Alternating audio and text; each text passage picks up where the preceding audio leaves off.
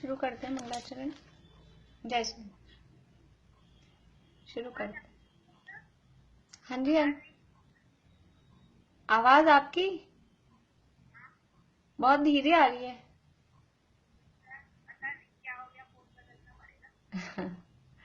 चलिए शुरू करते हैं।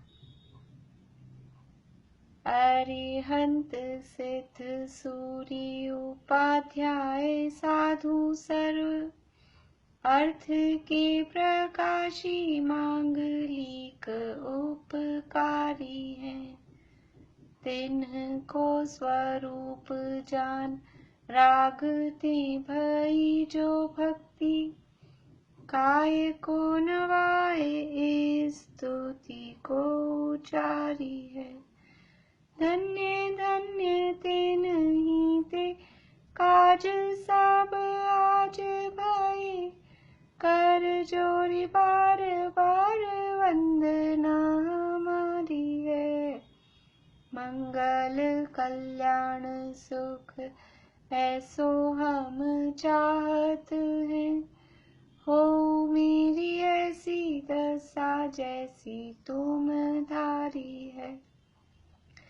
हो मेरी ऐसी दशा जैसी तुम धारी है। मंगलमय मंगल करण वीत राग विज्ञान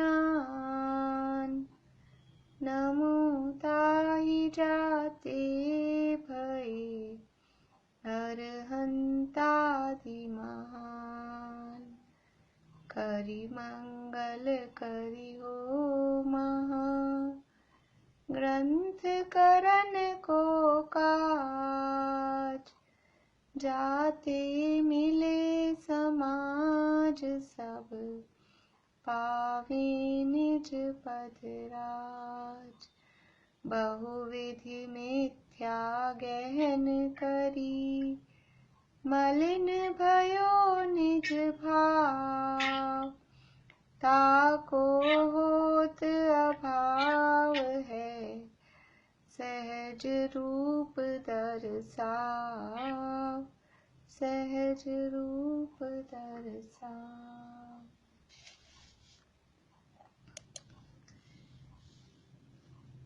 मोक्षण प्रकाशक नामक ग्रंथ 5वां अधिकार अपना चल रहा है और पेज नंबर 120 नंबर पेज है। तीसरे पैराग्राफ से शुरू करेंगे। इसी प्रकार अन्य मोक्ष मार्ग रूप भावों की अन्यथा कल्पना करते हैं तथा ऐसी कल्पना से कुशील सेवन करते हैं, अभक्ष्य भक्षण करते हैं, वर्णादि भेद नहीं करते, हीन क्रिया आचरते हैं इत्यादि विपरीत रूप प्रवर्तते हैं। यानी यहाँ ज्ञान योग वालों की बात चल रही है, ज्ञान योग मीमांसा। और क्या है उनका मेन कि ये जो इंद्रियां दिख रही है, शरीर दिख रहा है और जो काम क्रोध आदि भाव हैं, वो बोलते हैं ये भ्रम है, तुम तो शुद्ध हो। तो ये सर्वथा ही भ्रम नहीं है, ऐसा यहाँ पर सिद्ध कर रहे हैं। और उसके लिए पीछे कल अनेक तर्क दिए थे। अब उनकी ये मान्यता और बता रहे हैं कि इसी तरह की मान्यता से, क्योंकि ये तो कुछ है नहीं, काम क्रोध आदि भाव अपने में है ही नहीं, तो इस कल्पना से कुशील सेवन करते हैं कि अब सब जीव समान है, सबको समान जानो, किसी में भेद मत करो, ऐसा कह रहे हैं। तो सबको समान कैसे जाने? ऐसा कोई कहे सबको समान जानो, अभी दादा होते तो दादा ऐसा उदाहरण देते कि स्व स्त्री पर स्त्री सबको समान जानो। ऐसा कैसे हो सकता है? स्व स्त्री पर स्त्री का भेद तो करना ही पड़ेगा ना, सबको समान कैसे जान सकते हैं? लेकिन वो सबको समान जानो इस कल्पना से कुशील सेवन करते हैं, अभक्ष्य भक्षण करते हैं। ये जो वेज खा रहे हैं ये भी पुद्गल है और नॉन वेज है वो भी पुद्गल है, तो सब एक सा है, सबको समान जानो, अभक्ष्य भक्षण करते हैं। वर्णादि भेद नहीं करते। वर्णादि मतलब जो भी ये रंग रूप आदि या जो वर्ण कहे गए हैं, ब्राह्मण क्षत्रिय वैश्य शूद्र, ऐसा भेद भी नहीं करते, हीन क्रिया आचरते हैं, हीन जाति यानी नीच कुल वालों की जैसी क्रिया करते हैं, इत्यादि विपरीत रूप प्रवर्तते हैं। जब कोई पूछे तो कहते हैं यह तो शरीर का धर्म है, अथवा जैसी प्रारब्ध यानी भाग्य है वैसा होता है। ये जो आप कर रहे हो, ऐसे अपने में भी कुछ लोग जैसे स्वच्छंदी हो जाते हैं ना, कि शरीर तो जड़ है और आत्मा तो खाता नहीं है और जीव तो कभी मरता ही नहीं है। ऐसे निश्चय की बातें सुन के कुछ लोग क्या सोचते हैं कि रात में खाओ, आलू खाओ, उसे क्या फर्क पड़ता है, अपने को तो स्वाध्याय करना चाहिए और आत्मा का ध्यान करना चाहिए। आत्मा का ध्यान करो, स्वाध्याय करो, ये खाने पीने में, इनमें क्रियाकांड में मत उलझो। ऐसा अपने में भी इसमें इस तरह का सोचते हैं, और वो भी ऐसा ही कह रहे हैं। यदि अपने जैन होकर भी इस तरह की मान्यता है, खाने पीने में क्या रखा है, ये बार बार में पानी छानना और इसमें इतना टाइम वेस्ट करते हैं, इतनी देर में तो अच्छा है कि 2 घंटे पढ़ ही लो, स्वाध्याय कर लो। लेकिन ये स्वाध्याय किया किस लिए था, वो पढ़ा किस लिए था, वो इसीलिए तो था, स्वाध्याय का प्रयोजन ये था कि आप प्रैक्टिकल करो। तो ऐसा ही ये कहते हैं कि ये तो शरीर का धर्म है, इसमें क्या फर्क पड़ता है, कुछ भी व्यभिचार कर रहे हैं, कुशील सेवन कर रहे हैं, कुछ भी खा रहे पी रहे हैं, भक्ष्य भक्ष्य का कोई विचार नहीं है, तो शरीर की क्रिया है, इससे कोई मतलब नहीं है, ऐसा कहते हैं।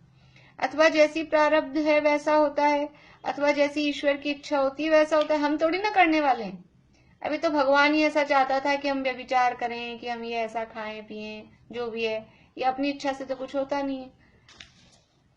अथवा जैसी ईश्वर की इच्छा होती है वैसा होता है। हमको तो विकल्प नहीं करना, जो मिल गया, जैसा मिल गया, जो थाली में आ गया, जो किसी ने दे दिया, बस वो खा लेना, अपने को विकल्प नहीं करना कुछ भी, ऐसा वो लोग कहते हैं। सो देखो झूठ, क्या कह रहे हैं, उनका झूठ देखो। आप जान जान कर प्रवर्तता है, उसे तो शरीर का धर्म बतलाता है। स्वयं उद्यमी होकर कार्य करता है, उसे प्रारब्ध भाग्य कहता है। और आप इच्छा से सेवन करे, उसे ईश्वर की इच्छा बतलाता है। विकल्प करता है और कहता है हमको तो विकल्प नहीं करना। सो धर्म का आश्रय लेकर विषय कषाय सेवन करना है, इसलिए ऐसी झूठी युक्ति बनाता है। यानी धर्म की आड़ में और अपनी कषायों का, अपने विषयों का पोषण करना है, अपने विषयों का पोषण करना है।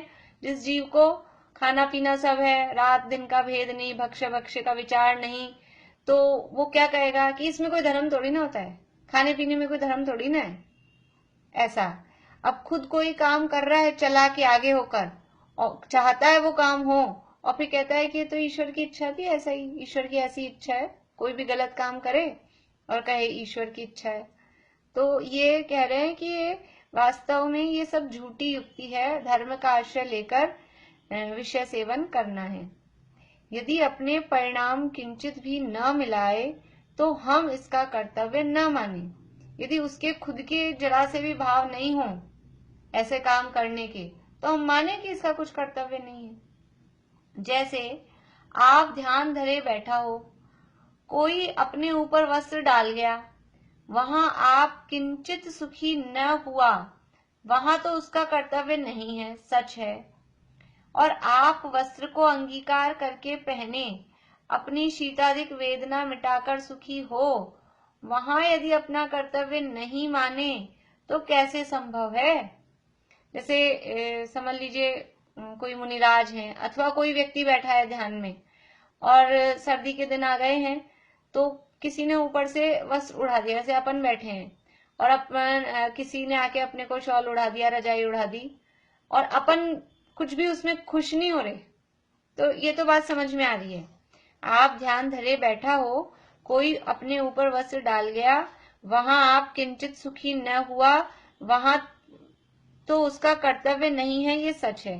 भाई किसी ने आके डाल दिया, दूसरे ने किया, लेकिन आप यानी खुद ही वस्त्र को अंगीकार करके पहने, मैं खुद ही शॉल ओढ़ के बैठी हूँ, और फिर अपनी ठंड लग रही थी तो शॉल ओढ़ा, और अब मैं सुखी फील कर रही हूँ, और फिर भी मैं क्या बोलूं ये तो भगवान की इच्छा थी, ऐसा ही भाग्य में था कि शॉल मिलना था, शॉल ओढ़ना था। अभी खुद आप ओढ़ के बैठे हो, मतलब आपको सर्दी लग रही थी, आप ओढ़ के बैठे हो और इसको भगवान की इच्छा और भाग्य ऐसा कहो, तो ये तो सही समझ में नहीं आता है।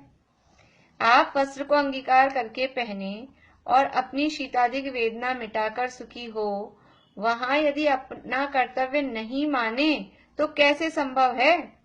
तथा कुशील सेवन करना, अभक्ष्य भक्षण करना इत्यादि कार्य तो परिणाम मिले बिना होते नहीं। ये जो ऐसे काम हो रहे हैं, कुशील सेवन हो रहा है, अभक्ष्य भक्षण हो रहा है, अंदर से परिणाम नहीं हो, ऐसा हो ही नहीं सकता। वहां अपना कर्तव्य कैसे न माने। इसलिए यदि काम क्रोधादि का अभाव ही हुआ हो तो वहां किन्हीं क्रियाओं में प्रवृत्ति संभव ही नहीं है।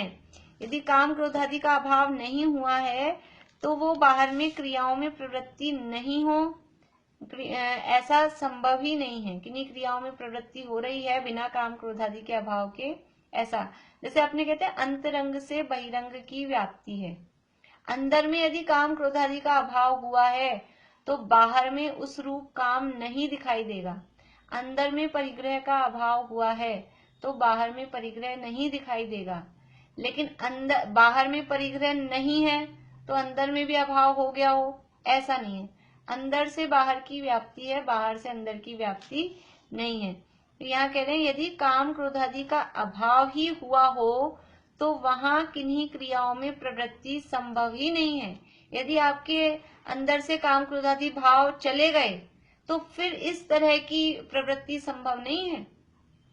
जैसे परिग्रह के संबंध में कहते हैं ना, कुछ ऐसा कोई ऐसा कहें परिग्रह रखने वाले कि हमारे को इच्छा नहीं है लेकिन अब वो है, हमारे परिग्रह से राग नहीं है लेकिन है, ऐसा नहीं हो सकता। यदि परिग्रह से राग टूटा है, उसका अभाव हुआ है, तो बाहर में फिर वो निर्ग्रंथ दशा, नर्म दिगंबर दशा वो होती ही है। और बाहर में ये परिग्रह में घर गृहस्थी में रहता हुआ दिख रहा है, इसका मतलब ये है कि अभी परिग्रह से वो पूरा राग टूटा नहीं है। तो ये काम क्रोधादि का अभाव हुआ हो तो वहां किन्हीं क्रियाओं में प्रवृत्ति, ये जो बाहर में क्रिया, मुझे तो राग नहीं है लेकिन वो जबरदस्ती शादी कर दी, जबरदस्ती शादी हो गई, ऐसा नहीं हो सकता है कि हम विषय सेवन कर रहे हैं और जैसे अपन कहते हैं ना भूख तो नहीं है जबरदस्ती खा लेते हैं, ऐसा नहीं होता है। वास्तव में जिसको भूख नहीं होती है, बिल्कुल पेट में जगह नहीं होती है, वो एक दाना नहीं खा सकता और नहीं खाता है। अब ये तो बोलते जाओ भूख तो नहीं है, भूख तो नहीं है और 2 रोटी खा ली, ये क्या मतलब बता रहा है कि आपकी इच्छा भी थी और पेट में इतनी जगह भी थी, तब तो खाई है, बिना उसके वो संभव है ही नहीं। और यदि काम क्रोधादि पाए जाते हैं तो जिस प्रकार यह भाव थोड़े हों तदनुसार प्रवृत्ति करना, स्वच्छंद होकर इनको बढ़ाना युक्त नहीं है। अब काम क्रोधादि भाव तो पाए जा रहे हैं और ये भाव अच्छे नहीं होते, इसलिए जिस प्रकार जैसे तैसे भी करके एक कम जैसे भी हों उस प्रकार उस अनुरूप प्रवृत्ति करना, स्वच्छंद होना तो इनको बढ़ाना तो योग्य नहीं है। तथा कई जीव पवनादि की साधना करके अपने को ज्ञानी मानते हैं। वहां इड़ा पिंगला सुषुम्ना रूप नासिका द्वार से पवन निकले, वहां वर्णादिक भेदों से पवन ही की पृथ्वी तत्वादि रूप कल्पना करते हैं। उसके विज्ञान द्वारा किंचित साधना से निमित्त का ज्ञान होता है, इसलिए जगत को इष्ट अनिष्ट बतलाते हैं। आप महंत कहलाते हैं, सो यह तो लौकिक कार्य है, कहीं मोक्ष मार्ग नहीं है। जीवों को इष्ट अनिष्ट बतलाकर उनके राग द्वेष बढ़ाए और अपने मान लोभादिक उत्पन्न करे, इसमें क्या सिद्धि है। ये पवनादि की साधना मतलब योगा प्राणायाम की बात है। आगे अगले पैराग्राफ में भी प्राणायाम आदि की बात करेंगे। तो ये योग होते हैं, अष्टांग योग कहा गया है। ये योग एक दर्शन है, योग दर्शन है। और उसके कौन है जो भी जिन्होंने भी उसको चालू किया था, तो वो अष्टांग योग कहा जाता है। उसमें ये अभी मुझे याद नहीं है, वो पहले किए थे मैंने, वो उसके पूरे 8 नाम होते हैं। अपने ज्ञानार्णव नाम का ग्रंथ है, ध्यान का ग्रंथ कहा जाता है शुभ चंद्राचार्य का, उसमें इन 8 अष्टांग योग का वर्णन थोड़ा उन्होंने किया है, पर वो अन्य मतों की मान्यता है अष्टांग योग मानने की, उन्होंने उस टाइप से उसका वो किया है अलग से। तो इड़ा, पिंगला, सुषुम्ना आदि ये ऐसी नाड़ियों के नाम हैं। एक इड़ा नाड़ी होती है, एक पिंगला नाड़ी होती है, एक सुषुम्ना होती है, और वो उसको कंट्रोल करने के साधन बताते हैं। जो भी ये इस टाइप के योग वाले जो होते हैं ना, वो इस तरह की बात बताते हैं कि आपकी ये वाली तेज है तो वो क्रोधी होगा, कि जो भी है इस तरह से, और उसको कंट्रोल करो, या इससे ये रोग होते हैं, इस टाइप की वो बातें बताते हैं। तो पवन आदि की साधना, ऐसा सांस लेंगे, सांस को भर के रखेंगे, कुंभक करते हैं, रेचक करते हैं। अगर कोई लोग, आप लोगों में से कोई करते होंगे तो थोड़ा सा आइडिया होगा, अगर कभी ये प्राकृतिक चिकित्सालय वगैरह में कोई करते हो। सुशीला आंटी को पता होगा शायद, थोड़ा बहुत हो सकता है, प्राकृतिक चिकित्सालय जाते हैं ना, तो वो सांस को, पवन को अंदर भर के ऐसे बोलते हैं, पेट फुलाओ, फिर सांस को रोक के रखो, फिर अब धीरे धीरे छोड़ो। ये पवनादि की साधना, ये सांस को, हवा को अंदर रोकना, फिर धीरे धीरे छोड़ना, ये सब क्या है? ये सब इनकी कल्पना करते हैं, और वर्णाधिक भेदों से पवन ही की पृथ्वी तत्वाधिक रूप, यानी इन्हीं के वो ऐसा तत्व मानते हैं। एक तत्व है पृथ्वी, एक है आकाश, एक है जल, ऐसे ये पंचभूत बोलते हैं, पंच तत्व, पंचभूत। अभी सारे ही तो पौद्गलिक हैं, अभी उनको स्थावर रूप में नहीं मानना, ये सब पौद्गलिक ही हैं, लेकिन जिस जिसके इनके वर्णाधिक भेद है, किसी का रंग अलग है, किसी का स्पर्श अलग है, किसी की गंध अलग है, उनके भेदों से तत्वों की कल्पना करते हैं। उसके विज्ञान द्वारा किंचित साधना से निमित्त का ज्ञान होता है। अब जो लोग ऐसी साधना कर लेते हैं ना, उनको थोड़ा बहुत एक्स्ट्रा शिवक्षम ज्ञान बढ़ जाता है, समझ लो, थोड़ा सा निमित्त का ज्ञान हो जाता है। जो कुछ ऐसे साधु वाधु होते हैं और उन्होंने कुछ ऐसी साधना की और थोड़ा बहुत निमित्त का ज्ञान हो गया, तो अपने को किसी को आगे पीछे का बताने लग गए, कुछ देख के, जान के, समझ के ज्ञान, मतलब समझ लो उस रूप में उन्होंने इस तरह की साधना की, कोई मंत्र आदि की शक्ति से इस तरह की निमित्त का ज्ञान हो गया, तो जगत को इस तरह से बतलाते हैं, आप महंत कहलाते हैं। वो जितने भी पूज रहे हैं, समझ लो बाबा के नाम पर, बापू के नाम पर, बाबा के नाम पर, जो भी, वो क्या है, थोड़ी बहुत कुछ इस तरह की पवनादि की साधना की, थोड़ा सा इस तरह का ज्ञान का शिवक्षम हो गया, 2-4 लोगों को बताया, वो सही निकल गया, तो अब क्या हो गए, बड़े बाबा हो गए, भीड़ लग जाती है। अभी किसी को जरा सा भविष्य बता दो, हाथ देखने लग जाओ, और उनका सही थोड़ा सा आगे पीछे का बता दो, पीछे का भूतकाल का बता दो, और एक आध कुछ आगे का बताओ, और वो सही निकल जाए, फिर क्या होगा, आप महंत कहलाते हैं, यानी बड़े हो जाते हैं, महान कहलाते हैं। तो यह तो लौकिक कार्य है, ये कहीं मोक्ष मार्ग नहीं है। आप इसको धर्म मान रहे हैं कि सांस को रोक के रखो और फिर ये साधना कर रहे हैं, तो ये सब क्या है, ये प्राण अपान, ये श्वास, ये सब क्या है, पौद्गलिक है, श्वासोच्छ्वास, ये सब पौद्गलिक ही तो है। तो ये इसको सांस को रोक के रखना और कुछ इस तरह की सिद्धि कर लेना, ये सब लौकिक काम है, इससे धर्म का कोई संबंध, मोक्ष मार्ग का कोई संबंध नहीं है। जीवों को इष्ट अनिष्ट बतलाकर उनके राग द्वेष बढ़ाए और अपने मान लोभाधिक उत्पन्न करे, इसमें क्या सिद्धि है? अब जीवों को इष्ट अनिष्ट तो बता, अब वो थोड़ी सी सिद्धियां हो गई ना, तो ये तुम्हारे लिए हितकारी है, या हितकारी है, ये करो, ये मत करो, ऐसा बता के उनके और राग द्वेष बढ़ाए। ऐसे उनको नहीं पता था, तो अब तक जैसे जिंदगी चल रही थी, और वो आपके राहु है और ये शनि का कोप है, और ये बता के और माइंड में डाल दिया, ऐसे भले ही कुछ ख्याल नहीं आता हो कि कौन सा कोप चल रहा है, और वो कह के उनके और राग द्वेष बढ़ा दिए, इससे क्या सिद्धि है? और खुद की भी कषायों का पोषण किया, ये समझ में नहीं आता। मान कषाय से बचना बहुत कठिन है। दुनिया में क्रोध तो हावी दिखाई देता ही है, क्रोध पे कंट्रोल करना आसान नहीं कहा जाता है, लेकिन फिर भी वो मान, ये उत्तरोत्तर जो कषाय है ना, ये भी एक से बढ़ के एक है। और मान मिल रहा हो और फिर हम मान में नहीं चढ़ो, क्रोध को तो एक बार दबा लेते हैं, पर वो मान मिल रहा और वो मान में नहीं चढ़े जीव, बड़ा मुश्किल काम है। तो ये खुद के मान लोभाधिक उत्पन्न करे, इसमें क्या सिद्धि है? तथा प्राणायाम आदि साधन करे, पवन को चढ़ाकर समाधि लगाई कहे, सो यह तो जिस प्रकार नट साधना द्वारा हस्ताधिक से क्रिया करता है, उसी प्रकार यहाँ भी साधना द्वारा पवन से क्रिया की। हस्तादिक और पवन यह तो शरीर ही के अंग हैं, इनके साधने से आत्महित कैसे सधेगा। जैसे कोई नट है, वो रस्सी पे चलना सीख जाता है, रस्सी पे चल रहा है तो उसने साधना तो किया है, अचानक से थोड़ी ना कोई चल सकता है रस्सी पर। प्रैक्टिस करता है, बचपन से प्रैक्टिस करता है, वो साधना करता है तो सीख जाता है। ये सब साधना ही तो है। तबला बजाना है कि गिटार बजाना है कि बांसुरी बजाना है, जो भी चीजें हैं वो तो बोलते ही इसको साधना है, संगीत साधना है। तो वो साधना करके वो चीजें सीखी, वो भी पौद्गलिक है। और आपने पवन की साधना की, वो भी पौद्गलिक है। इससे क्या फर्क पड़ता है। इनके साधने से आत्महित कैसे सधेगा। तथा तू कहेगा वहां मन का विकल्प मिटता है, सुख उत्पन्न होता है। 121 पेज पे दूसरा पैराग्राफ है, जो लोग लेट आए हों देख लें। वहां मन का विकल्प मिटता है, सुख उत्पन्न होता है, यम के वशीभूत पना नहीं होता, सो यह मिथ्या है। जिस प्रकार निद्रा में चेतना की प्रवृत्ति मिटती है, उसी प्रकार पवन साधने से यहाँ चेतना की प्रवृत्ति मिटती है। वहां मन को रोक रखा है, कुछ वासना तो मिटी नहीं है, इसलिए मन का विकल्प मिटा नहीं कहते। और चेतना बिना सुख कौन भोगता है, इसलिए सुख उत्पन्न हुआ नहीं कहते। तथा इस साधना वाले तो इस क्षेत्र में हुए हैं, उनमें कोई अमर दिखाई नहीं देता।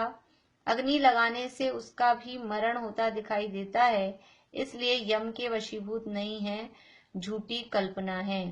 क्या कहते हैं कि ये ऐसे साधना करो तो मन के विकल्प मिटते हैं, सुख होता है, यम के वशीभूत पना नहीं होता। यम मतलब यमराज, मृत्यु, वो जो यम कहते हैं ना, मृत्यु को यम, तो मृत्यु नहीं होती ऐसा कहते हैं। ये जो लोग योगा कराते हैं ना प्राकृतिक चिकित्सालय में, ऐसा कहते हैं। उनकी डायलॉग्स होते हैं, वो बोलते जाते हैं, आप करते जाओ।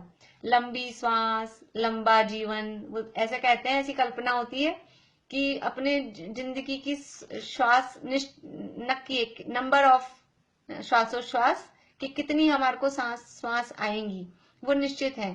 तो अपन लंबी लंबी सांस लो। मान लो अपने जीवन में अपने को 100 श्वास मिलनी है, 100 श्वास होनी है, तो आप छोटी छोटी लोगे तो वो जल्दी खत्म हो जाएगी, आप जल्दी मर जाओगे। तो आप लंबी लंबी श्वास लो, तो लंबी श्वास लंबा जीवन। अभी ये ऐसे लगता नहीं, अपने को हंसी आ रही है कि ऐसा कोई होता है कि श्वास निश्चित है और लंबी सांस लेंगे तो आयु बढ़ जाएगी। वो तो सब जीवन मरण तो आयु कर्म के उदय के हिसाब से चलेगा ना, उससे आयु थोड़ी ना बढ़ेगी। तो यहाँ कह रहे हैं कि ऐसे यम के वशीभूत पना नहीं होता, सो यह मिथ्या है। जिस प्रकार निद्रा में चेतना की प्रवृत्ति मिटती है, उसी प्रकार पवन साधने से यहाँ चेतना की प्रवृत्ति मिटती है। जैसे नींद में वो जो चैतन्यता है वो ऐसा सुषुप्त अवस्था में, यानी ऐसा इतनी जागृति नहीं रहती, ऐसे ही यहाँ ये जो क्रियाएं कर रहे हैं ना, वहाँ वो जागृति का अभाव हो गया है, इस तरह की स्थिति है। वहां मन को रोक रखा है, कुछ वासना तो मिटी नहीं है, जबरदस्ती मन को रोक रखा है, अंदर से वासनाएं मिटी नहीं है। और उसी के नतीजे दिखते हैं न्यूज़पेपर्स में, जो खबर आती हैं कि अंदर से वासना मिटी नहीं और जबरदस्ती मन को रोक रखा है। तो वो कभी ना कभी फिर वो, जैसे पानी को रोक के रखो और जैसे ही खुले तो प्रेशर से छूटता है, ऐसे ही वो मन को जबरदस्ती रोक के रखा है, तो वो अत्यंत तीव्र रूप में काम क्रोधादि भाव दिखाई देते हैं। और फिर कह रहे हैं कि चेतना की प्रवृत्ति मिट जाती है, तो चेतना बिना सुख कौन भोगता है, इसलिए सुख उत्पन्न हुआ नहीं कहते। इस साधना वाले तो इस क्षेत्र में हुए हैं, उनमें कोई अमर दिखाई नहीं देता। मरते हुए तो सभी दिखाई देते हैं। वो आप कह रहे हो यम के वशीभूत हो जाता है, यम अपने कंट्रोल में आ जाता है, तो ऐसा तो होता नहीं है। अग्नि लगाने से उसका भी मरण होता दिखाई देता है, इसलिए यम के वशीभूत नहीं है, यह झूठी कल्पना है। तथा जहाँ साधना में किंचित चेतना रहे और वहां साधना से शब्द सुने, उसे अनहद नाद बतलाया है। सो जिस प्रकार वीणा के शब्द सुनने से सुख मानना है, उसी प्रकार उसके सुनने से सुख मानना है। यहाँ तो विषय पोषण हुआ, परमार्थ तो कुछ नहीं है। साधना कर रहा है और उसमें किंचित चेतना रही, तो वहां कोई शब्द सुनाई दे रहे हैं, ऐसा थोड़ा ध्यान लगा के बैठा और थोड़ी बहुत चेतना है तो कोई कोई शब्द, या कभी कभी जैसे समझ लो अंतर्जल्प जो चलते हैं वो कुछ सुनाई दिए तो कहता है अनहद नाद चल रहा है, ऐसा कोई अंदर की आवाज आ रही है, इस तरह का वो कहता है। सो जिस प्रकार वीणा के शब्द सुनने से सुख मानता है, ऐसे वो, ये तो शब्दों का आनंद हुआ ना, भाषा वर्गणा का आनंद हुआ। जैसे वीणा के मधुर संगीत सुनने से आनंद मान रहा है, उसी प्रकार उसके सुनने से सुख मानता है। यहाँ तो विषय पोषण हुआ, परमार्थ तो कुछ नहीं है। तथा पवन के निकलने प्रविष्ट होने में सो हम ऐसे शब्द की कल्पना करके उसे अजपा जाप कहते हैं। पवन के निकलने प्रविष्ट होने में ऐसा ऐसा इस तरह की बताते हैं, ओम ऐसे बोलते रहो, फिर वो बोल के लंबी सांस लो, फिर बोल के छोड़ो, ऐसा नमोकार मंत्र में भी सिखाते हैं। नमो अरहंताणम और नमो सिद्धाणम में सांस लो, मुझे नहीं मालूम, मैं तो ऐसा ही बता रही हूँ, कब सांस लेनी है कब छोड़नी है वो पक्का मुझे मालूम नहीं है, मतलब वो लोग जो ऐसा बताते हैं, लेकिन इस तरह से कहते हैं। तो ये कह रहे हैं कि ऐसा सोहम, ऐसे वो जो श्वास ले रहे हैं ना तो उसमें से सोहम सोहम ऐसी आवाज आती है, तो उन शब्दों में सोहम शब्द की कल्पना करके उसे अजपा जाप कहते हैं कि ऐसे मेरे हमारे जाप चल रहा है, अजपा जाप। सो जिस प्रकार तीतर के शब्द में तू ही शब्द की कल्पना करते हैं, तीतर होता है एक पक्षी, वो जो भी उसकी आवाज साउंड जो उसकी वॉइस होती है वो उसमें से ऐसे लगता है तू ही ऐसा बोल रहा है वो। अब वो तो जो भी उनकी होती है वो अभाषात्मक रूप है, लेकिन वो अपन अपनी उसको भाषा में बोल के तू ही ऐसा करते हैं। तो जिस प्रकार तीतर के शब्द में तू ही शब्द की कल्पना करते हैं, कहीं तीतर अर्थ का अवधारण करके ऐसा शब्द नहीं कहता। तीतर ऐसे नहीं बोलता तू ही, वो तो उसकी आवाज, जैसे मोर कैसे बोलता है, तो कैसे बोलता है मोर की आवाज, अब वो क्या बोलता है, कोई बोलता है म्याओ म्याओ म्याओ, मेह यानी बादल आओ, ये हम कर रहे हैं कल्पना, उसको ना बादल का मेह नाम पता है ना आओ शब्द पता है, वो तो उसकी आवाज ही ऐसी है। बच्चे कैसे रोते हैं, उआ उआ, अब ये हम दे रहे हैं शब्द, वो अभाषा हमने पढ़े थे ना, किसमें पढ़े थे, भाषात्मक अभाषात्मक, द्रव्य संग्रह में आए थे शायद, तत्वार सूत्र में तो पढ़े ही हैं 5वें अध्याय में शब्दों के भेद। तो वो ये ऐसे ही वो अभाषात्मक है, लेकिन हम उसको शब्द दे देते हैं, हम उसको शब्दात्मक कर देते हैं, वो अनक्षरात्मक है, अभाषात्मक नहीं, सॉरी अनक्षरात्मक भाषा है, और वो हम उसको अक्षर दे देते हैं। तो तीतर कहीं तीतर अर्थ का अवधारण कर ऐसा शब्द नहीं कहता, उसी प्रकार यहाँ सोहम शब्द की कल्पना है। कुछ पवन अर्थ अवधारण करके ऐसे शब्द नहीं कहते, हवा में कोई ऐसे सोहम सोहम, वो तो अपन उस साउंड का नाम जबरदस्ती सोहम निकाल देते हैं। तथा शब्द के जपने सुनने ही से तो कुछ फल प्राप्ति नहीं है, अर्थ का अवधारण करने से फल प्राप्ति होती है। सोहम शब्द का तो अर्थ यह है सो मैं हूं, यहाँ ऐसी अपेक्षा चाहिए कि सो कौन, सो पता हो तब वो मैं हूं, तब समझ में आए सो कौन, तब उसका निर्णय करना चाहिए, क्योंकि तत् शब्द को यत शब्द, तत् शब्द को और यत शब्द को नित्य संबंध है। तत् यानी सो मतलब ऐसा कोई कहे, जैसा हमने ऐसे लगाया, जिस प्रकार हम कोई वाक्य चालू कर रहे हैं, हम कह रहे हैं जिस प्रकार ऐसा ऐसा होता है, तो उसके साथ बाद में क्या आना चाहिए, उस प्रकार, उसी प्रकार, जैसे शब्द अपन ने यूज लिया है तो उसके बाद अगला वाक्य वैसे भी तो होना चाहिए ना। तो ऐसे ही सो कहा तो फिर उसका नेक्स्ट यानी सो का अर्थ यहाँ दिया है यानी तत्, तो तत् शब्द को यत, ऐसे ही नित्य संबंध है, इसलिए वस्तु का निर्णय करके उसमें अहम बुद्धि धारण करने में सोहम शब्द बनता है। वहां भी आपको आप रूप अनुभव करे, वहां तो सोहम शब्द संभव नहीं है, पर को अपने रूप बतलाने में सोहम शब्द संभव है। जैसे पुरुष आपको आप जाने, वहां सो मैं हूं ऐसा किस लिए विचारेगा, अपने को अपने रूप जानने, जैसे हमारे कहते हैं सिद्ध भगवान, अरहंत भगवान, सिद्ध भगवान, सो हम, जैसे सिद्ध वैसा मैं, सो हम। शांति जी भाई साहब इसके लिए बताते हैं, टाइम तो अपना हो गया, जैसे पहले तो बोलते हैं दासो हम, मैं भगवान का दास हूं, फिर वो द हट गया तो रह गया सोहम, जो भगवान है वही मैं हूं। और फिर सो भी हट गया तो रह गया अहम, बस मैं हूं। बहुत बार वो अपने प्रवचन में बताते हैं ऐसा। तो यहाँ सोहम बता रहा है, वो परद्रव्य के साथ बता रहा है। मैं अकेला होऊंगा तो सो नहीं रहेगा। सो मतलब किसी और के जैसा मैं हूं, ये बता रहा है। तो वहां भी आपको आप रूप अनुभव करे, वहां तो सोहम शब्द संभव नहीं। पर को अपने रूप बतलाने में सोहम शब्द संभव है। जैसे पुरुष आपको आप जाने, वहां सो मैं हूं ऐसा किस लिए विचारेगा। कोई अन्य जीव जो अपने को न पहचानता हो और कोई अपना लक्षण न जानता हो, तब उससे कहते हैं जो ऐसा है सो मैं हूं, उसी प्रकार जानना। आगे अब है तो प्रकरण थोड़ा, लेकिन कल ही लेंगे, अभी टाइम हो गया है अपना। कल लेंगे इसको वापस से, और फिर ये तो टॉपिक पूरा हो जाएगा, फिर दूसरी बात आएगी। आज भी अभी जिन लोगों ने नहीं सुना हो, कल का नीलेश भाई का और आज का शैलेश भाई का बड़ा अच्छा प्रवचन था, पर ग्रंथ सामने रख के आप लोग सुनेंगे तो भी समझ में आएगा, प्रवचन सार सामने रख के। चलिए अभी यहीं पूरा करते हैं, जिनवाणी स्तुति बोलते हैं। हाँ बोलिए ज्योति, कुछ पूछना है आपको? हाँ बोलिए। श्रमण मतलब मुनि? हाँ, श्रमण मतलब मुनिराज। तो वो मतलब उसमें भी भावलिंगी या द्रव्यलिंगी ऐसा कुछ होगा क्या? सामान्य रूप से श्रमण शब्द फिर द्रव्यलिंगी श्रमण है कि भावलिंगी श्रमण है, ऐसा बोलते हैं। श्रमण संस्कृति कहलाती है अपनी, जैन और बौद्ध, ये दोनों श्रमण संस्कृतियां कहलाती हैं। अपन तो मुनि बोलते हैं, श्रमण मतलब वो वहाँ अर्थ वही है। बौद्धों को और जैनों को श्रमण संस्कृति के अंतर्गत लिया जाता है हिस्ट्री वगैरह में ऐसा। और जब टाइम मिले ना दीदी ये समझाना, जैसे वो बोलते हैं ना अरिहंत को द्रव्य गुण पर्याय से जानो, तो उसका मतलब क्या होता है, ये थोड़ा सा जब टाइम हो। ठीक।